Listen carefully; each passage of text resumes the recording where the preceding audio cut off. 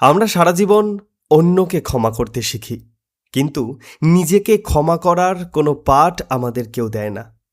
যে ভুলটা আপনি 10 বছর আগে করেছিলেন, সেটি নিয়ে এখনও রাতের 3টে ঘুম ভেঙে যায়। যে কথাটা বলা উচিত ছিল অথচ বলা হয়নি, সেটা এখনও বুকের মধ্যে কাঁটার মতো বিঁধে থাকে। যে সিদ্ধান্তটা সাহসের অভাবে নিতে পারেননি, তার জন্য আজও নিজেকে দোষ দেন।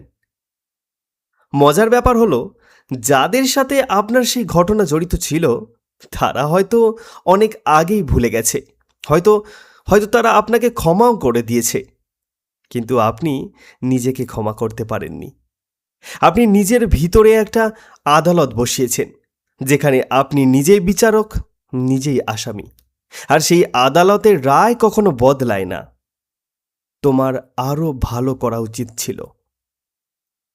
অথচ সত্যিটা হলো, আপনি তখন আপনার সীমিত জ্ঞান, ভয়, ক্লান্তি আর পরিস্থিতি নিয়ে যতটুকু পেরেছিলেন ততটুকুই করেছিলেন।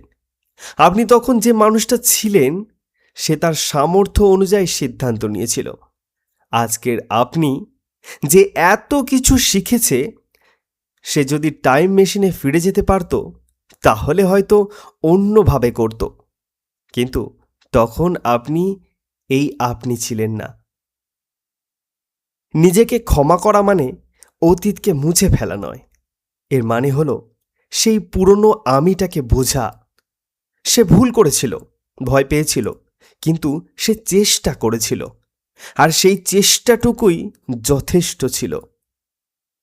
একদিন ঠিকই টের পাবেন, সবচেয়ে কঠিন ক্ষমাটা অন্য কাউকে দেওয়ার নয়, সবচেয়ে কঠিন ক্ষমাটা সেই মানুষটাকে দেওয়ার যে প্রতিদিন আয়নায় আপনার দিকে তাকিয়ে থাকে।